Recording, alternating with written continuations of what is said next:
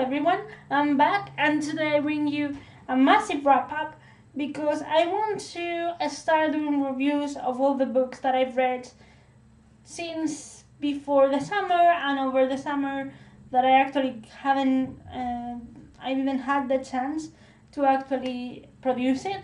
So I thought that it would be okay for me to do a previous wrap up video so you have a guide over what is going to be the next few weeks in terms of reviewing videos and stuff. So I have realized that some of the books that I'm going to mention here are actually already reviewed in the channel, so I will post the original reviews and the specials that I've created for these books in the info box down below, and if I can I will do this kind of little color tags so you can click on them and go directly to the video in particular. But my idea is to create this, and while I'm producing those reviews I will be uploading upgrading this video so you have all the reviews that I'm going to mention here also available within this month, because it's how this month is going to go. It's going to be fully on around reviews. So without further ado, let's go into the wrap up. The first book I'm going to talk about is one of my favorite of these years, and is actually my favorite of the author. It's the first book I read of hers, but it's the first that has captured my heart, and that's Station 11 by Emily St. John Mandel. This is a story about a post-apocalyptic world in which there's no electricity, there's no internet. It's a tale about how humankind can survive everything, and about what is important in life, what is important for a very, very different group of people that has become the cast of this beautiful story. It's one of my favorite stories of all time, and I cannot wait to read more of the author. After that, I had the opportunity to read one of my favorite books of all time. I had the pleasure of reading Jane Eyre. In case you don't know, Jane Eyre is an English classic written by Charlotte Bronte, and is one of my favorite books of all time.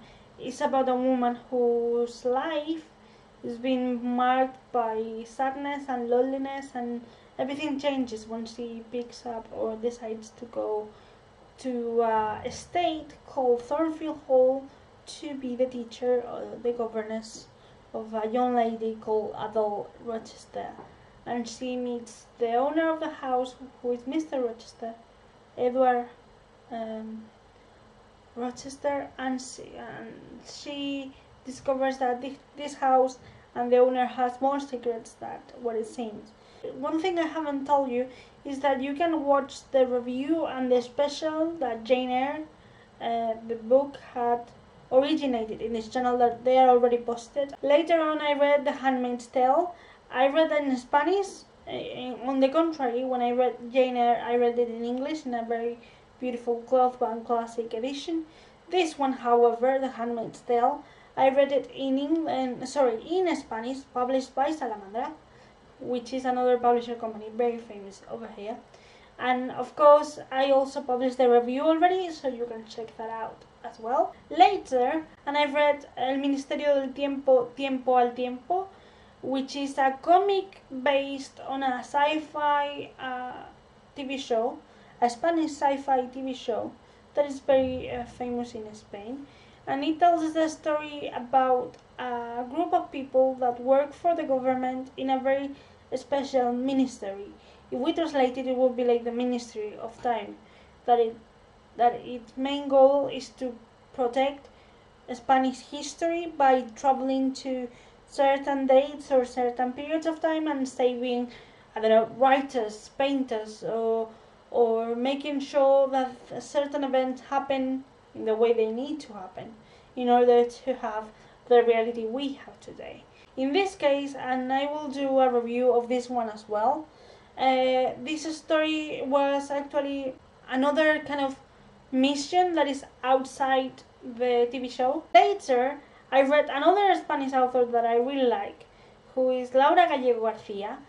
She wrote a few years back, like 4 or 5 years ago. She wrote Todas las hadas del reino, would be something like, if we translate it, would be something like All the fairies of the realm, and is the story of Camellia, who is actually a fairy godmother in a magic world, where her new godson, I'm not very good at this, but the person that she has to take care of is actually a stable boy that is in love with a princess, and things go not as easy as Camellia would love to have. After that, I read El Club de los Raros. I don't know how to talk in Spanish anymore. Sorry. El Club de los Raros is written by another Spanish author called Jordi Sierra, that is very, very well known and is also very read in schools and high school. In this story, which is more for middle grade, kind of 11, 12 years old children, is about a main character who has problem speaking because he stammers a lot and he's been bullied at school, but he and a few other friends who have also different kind of conditions and peculiarities, he and this group decide to create a club. They decide to create this club where all the rare kids go. Next, I read a comic which is Blue is the Warmest Color by Julie Maroh, and I read it also in Spanish, but I have to say that I adore it. I follow the recommendation of Sam from Thoughts on Toms, one fellow booktuber, that everything she recommends, at least for my case, she nails it. So she's my English alter ego, I think. Blue is the Warmest Colors tells the story of a girl called Clementine, if I am not mistaken, and she meets a different kind of girl whose life is so intriguing that she becomes friends with her and things start from there. But it's a really nice story about discovering yourself and your sexuality, and I really like it. Later on, I've read Saga by Brian K. Vaughan and Fiona Staples. You all know that I adore Saga. I read volume 1 and this is actually volume 2, and I read it in Spanish, so my cover is not exactly the one I'm showing here, but I read it in one setting. I adore it. It was just brilliant. Later, after these comics, I've picked up another novel, which is La Noche de tus Ojos, written by an author that I really like, that is called Sandra Andrés Belenguer. In this case, she wrote a very dark thriller story about a serial killer that has a very peculiar way of killing his victims, but also the story of Sierra, a girl that is not having the best moment in her life, in a really interesting way, both lives intertwined. After that, I received Harry Potter and the Philosopher's Stone by J.K. Rowling, because I've got the Harry Potter 20th anniversary edition, the house editions. My Hufflepuff edition came. Yes, I'm a Hufflepuff. Hi. We are kind of the coolest, in my opinion, we are the coolest house because we have the kitchen like very, very near. So, we can also sneak a few treats in the common room. So my Hufflepuff edition arrived, and this reread actually was very important because I have the whole saga in Spanish. So I've never read what J.K. Rowling actually wrote. I've never learned all the magical words in the actual language. I only learned the Spanish translation of those, which are also cool, but they are not exactly how you pronounce it. So to me, more than a reread, was like a going back in time and read it again. However, I don't think this one needs a review, but I really, really enjoyed it. Later, I jumped into Spanish again and read Sombra y Hueso by Leigh Bardugo, because Sam from Thoughts and Tomes again recommended it and I adore it. And if you don't know what it is, I'm going to try to summarize as quick as I can, because so many feels. This first volume tells the story of Alina Starkov, which is part of a group of explorers, and in this kind of magical world, which is loosely based on Russian kind of Tsarish kind of time period.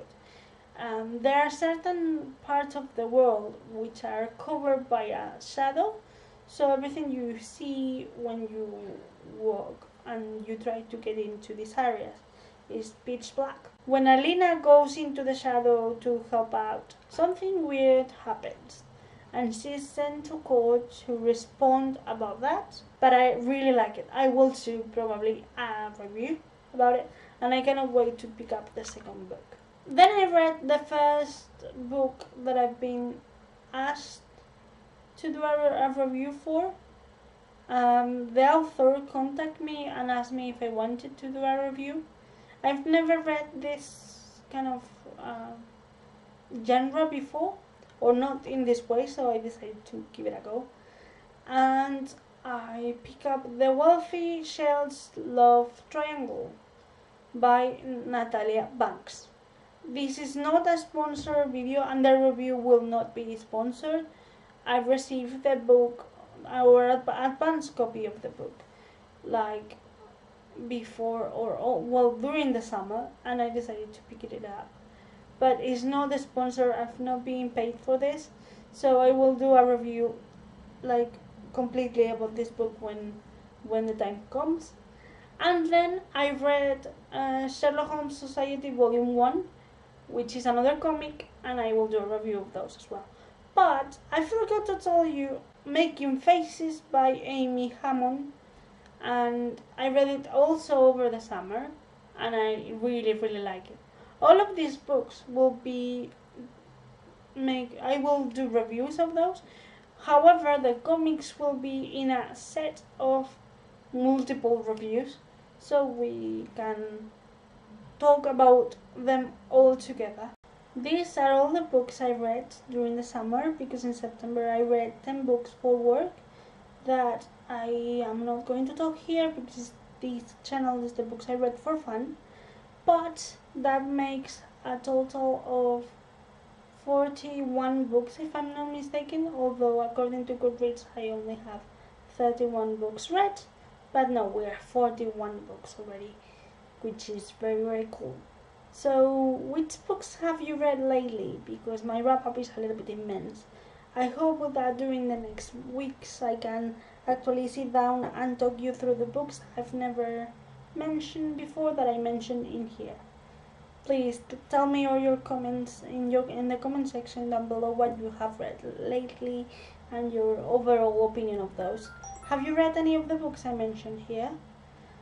Well, if you are new, you can find me in all the places I'm going to have listed down below: Facebook, Twitter, Goodreads, and Instagram.